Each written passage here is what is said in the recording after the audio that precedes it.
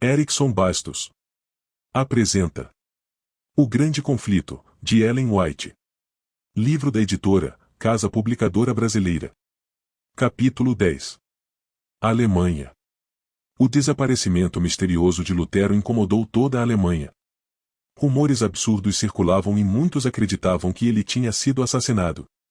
Houve grande luto, e muitos fizeram voto solene de vingar sua morte. A princípio, os inimigos de Lutero se regozijaram com sua suposta morte, mas se encheram de temor quando descobriram que ele estava cativo. Um deles afirmou: "A única maneira que nos resta de nos salvarmos é acendendo tochas para caçar Lutero pelo mundo inteiro, restaurando-o à nação que clama por ele." A notícia de que ele estava salvo, embora prisioneiro, acalmou o povo, que lia seus escritos com interesse maior do que nunca antes. Um número cada vez maior de pessoas tomou partido do homem heróico que tinha defendido a palavra de Deus. A semente que Lutero havia semeado se espalhou por toda parte. Sua ausência realizou uma obra que sua presença não tinha conseguido realizar. No momento em que o grande líder estava ausente, outros obreiros deram um passo à frente para que o trabalho iniciado com tamanha nobreza não se detivesse. Satanás tentava enganar e destruir o povo apresentando uma contrafação no lugar da obra verdadeira. Assim como surgiram falsos cristos no primeiro século, apareceram falsos profetas no século XVI. Alguns homens imaginavam que haviam recebido revelações especiais do céu e que Deus os havia incumbido de levar adiante a reforma a qual, segundo alegavam, Lutero tinha começado muito fracamente. Na verdade, eles estavam desfazendo a obra que o reformador tinha realizado. Rejeitaram o princípio da reforma de que a palavra de Deus é a única regra de fé e prática. Em lugar desse guia infalível, eles substituíram a Bíblia pelo padrão incerto dos próprios sentimentos e de suas impressões pessoais. As pessoas naturalmente inclinadas ao fanatismo se aliaram a eles. Os atos dos extremistas despertaram forte comoção. Lutero havia levado o povo a sentir a necessidade de se reformar, e alguns indivíduos honestos de verdade foram desencaminhados pelas falsas alegações dos novos profetas. Os líderes do movimento se aproximaram de Melanchthon dizendo: "Deus nos enviou para instruir o povo. Conversamos diretamente com o Senhor. Sabemos o que irá acontecer. Em suma, somos apóstolos e profetas e apelamos ao Dr. Lutero." Os reformadores ficaram perplexos. Melanchthon disse: "De fato há espíritos extraordinários nesses homens." Mas que espíritos? De um lado, vamos tomar cuidado para não apagar o Espírito de Deus, e em contrapartida, não podemos permitir que sejamos enganados pelo espírito de Satanás. Consequências visíveis. Os falsos profetas levaram o povo a negligenciar a Bíblia ou a deixá-la completamente de lado. Os alunos, deixando de lado toda a moderação, largaram os estudos e saíram da universidade. Os homens que, na opinião deles, eram aptos para reavivar e controlar a obra da reforma só conseguiram levá-los quase que à ruína. Os apoiadores de Roma voltaram a sentir-se confiantes e exclamaram, em tom de triunfo: "Só mais uma batalha e tudo será nosso." No castelo de Wartburg, Lutero ficou sabendo do que estava acontecendo. Disse com profunda preocupação: "Sempre esperava que Satanás nos enviaria essa praga." Reconheceu o verdadeiro caráter daqueles falsos profetas. A oposição do Papa e do Imperador não causou tanta perplexidade e aflição quanto esses acontecimentos. Os supostos amigos da reforma haviam se transformado em seus piores inimigos, despertando contendas e causando confusão. O Espírito de Deus havia impulsionado Lutero adiante e o levado além de si mesmo. Mesmo assim, muitas vezes, ele tremia diante das consequências que sua obra poderia ter. Se eu soubesse que minhas doutrinas prejudicaram uma pessoa, apenas uma, por mais humilde e desconhecida, e o que é impossível, já que se trata do próprio Evangelho, e eu preferiria 10 vezes morrer a não me retratar das mesmas. Wittenberg estava sucumbindo sob o poder do fanatismo e da falta de lei. Por toda a Alemanha, os inimigos de Lutero o culpavam por isso. Em amarga angústia, ele indagou: será este, então, o fim da grande obra da reforma? Mas enquanto lutava com Deus em oração, a paz inundou seu coração. "A obra não é minha, mas tua", disse. No entanto, determinou-se a voltar para Wittenberg. Ele havia sido condenado pelo Império. Seus inimigos estavam livres para matá-lo e seus amigos eram proibidos de abrigá-lo. Mas, quando viu que a obra do Evangelho estava em perigo, saiu destemidamente em nome do Senhor para batalhar em prol da verdade. Em uma carta ao eleitor, Lutero escreveu: Vou para Wittenberg sob uma proteção muito superior à estendida por príncipes e eleitores.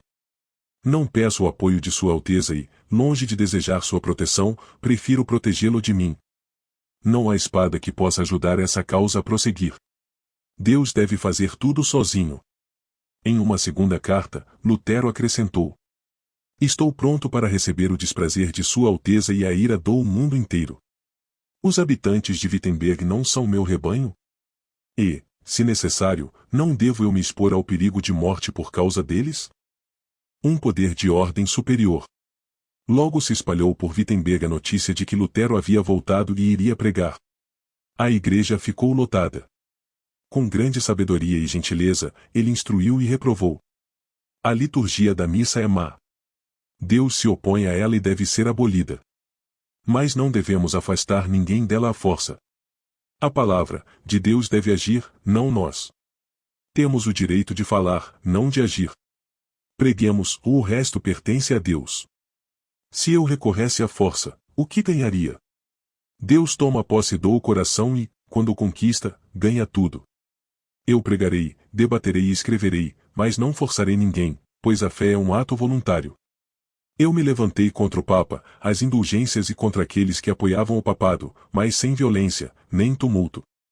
Coloquei em evidência a palavra de Deus, preguei e escrevi. Foi só isso que eu fiz. Ainda assim, enquanto eu dormia, a palavra que eu havia pregado subverteu o sistema papal de tal modo que nenhum príncipe ou imperador lhe causou tanto dano assim. Contudo, eu não fiz nada. Foi a palavra sozinha que fez tudo. A palavra de Deus quebrou o encantamento da empolgação fanática.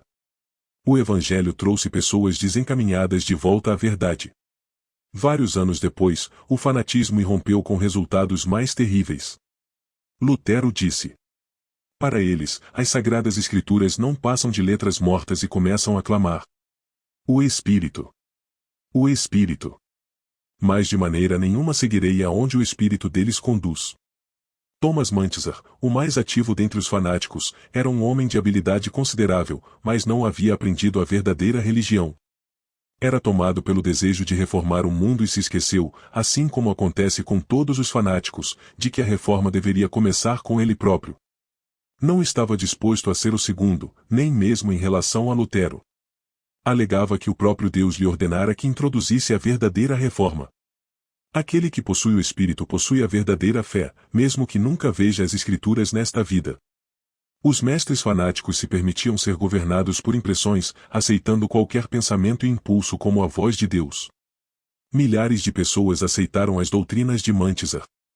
Logo ele declarou que quem obedecia a príncipes estava tentando servir tanto a Deus quanto a Satanás. Os ensinos revolucionários de Mantzar levavam as pessoas a romper com toda forma de controle. Seguiram-se cenas terríveis de conflito, e os campos da Alemanha se encharcaram de sangue. Agonia profunda. Os príncipes favoráveis ao Papa declararam que a rebelião era fruto das doutrinas de Lutero. Essa acusação trouxe grande aflição ao reformador, ao ver que a causa da verdade era motivo de desgraça por ser classificada com o pior tipo de fanatismo. Em contrapartida, os líderes da revolta odiavam Lutero. Além de ter negado suas reivindicações de inspiração divina, o reformador os chamara de rebeldes contra as autoridades civis. Em retaliação, eles o denunciaram como um impostor vil. Os apoiadores de Roma esperavam ver a queda da reforma. E culpavam Lutero até mesmo pelos erros que ele tentava fervorosamente corrigir. Os fanáticos, alegando falsamente que estavam sendo tratados com injustiça, ganharam simpatia. As pessoas começaram a vê-los como mártires. Dessa maneira, aqueles que se opunham à reforma recebiam simpatia e louvor. Essa foi uma obra do mesmo espírito de rebelião que mostrou sua face pela primeira vez no céu. Satanás tenta constantemente enganar as pessoas e levá-las a chamar o pecado de justiça e a justiça de pecado. A contrafação da santidade, uma santificação falsa, continua a demonstrar o mesmo espírito dos dias de Lutero, desviando a mente das Escrituras e induzindo as pessoas a seguir sentimentos e impressões, em lugar da lei de Deus. Destemido, Lutero defendeu o Evangelho dos ataques que vinha sofrendo. com a palavra de Deus, guerreou contra a autoridade usurpada do Papa, ao mesmo tempo em que permaneceu firme como uma rocha contra o fanatismo que tentou se aliar à reforma.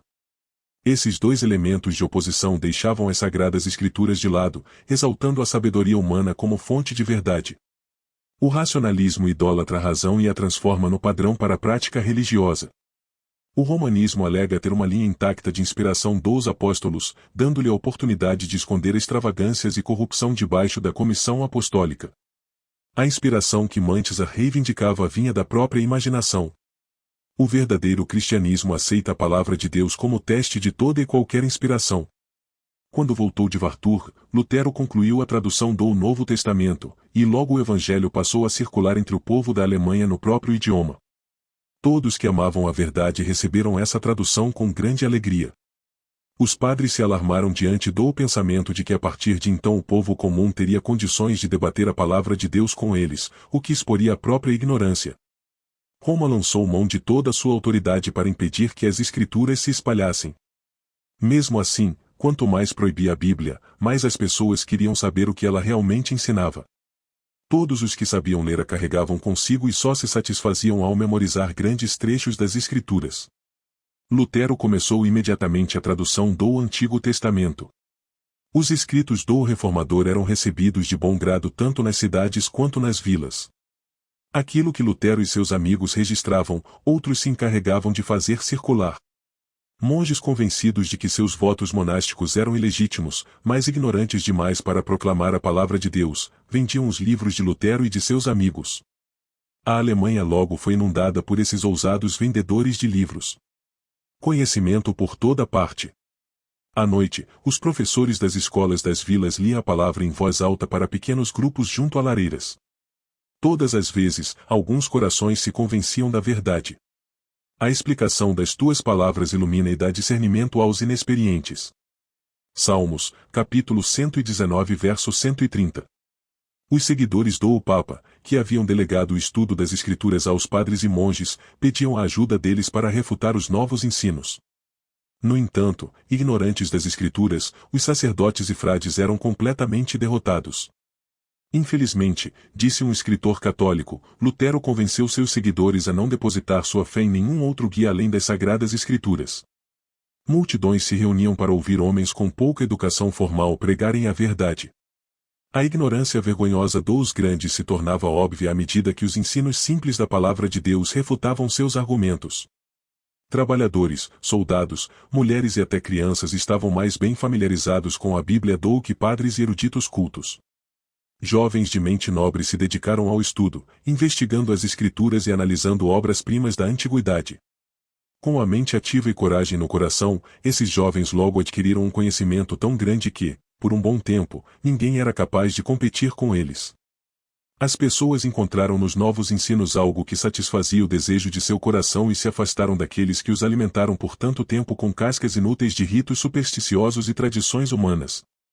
Quando se levantou a perseguição contra os que ensinavam a verdade, eles seguiram as palavras de Cristo e quando forem perseguidos num lugar, fujam para outro. Mateus, capítulo 10 verso 23. Às vezes, os fugitivos encontravam uma porta hospitaleira aberta para eles e pregavam a Cristo, dentro de igrejas, em casas particulares ou a céu aberto. A verdade se espalhava com poder irresistível. As autoridades civis e eclesiásticas recorreram à prisão, tortura, fogo e espada, mas sem sucesso. Milhares de cristãos selaram a fé com sangue, porém a perseguição só servia para disseminar a verdade. O fanatismo que Satanás tentou aliar à reforma só tornou mais claro o contraste entre a obra do inimigo e a de Deus. Inscreva-se no canal. Deixe seu like. E ative o sininho para receber notificações de novos capítulos ou livros.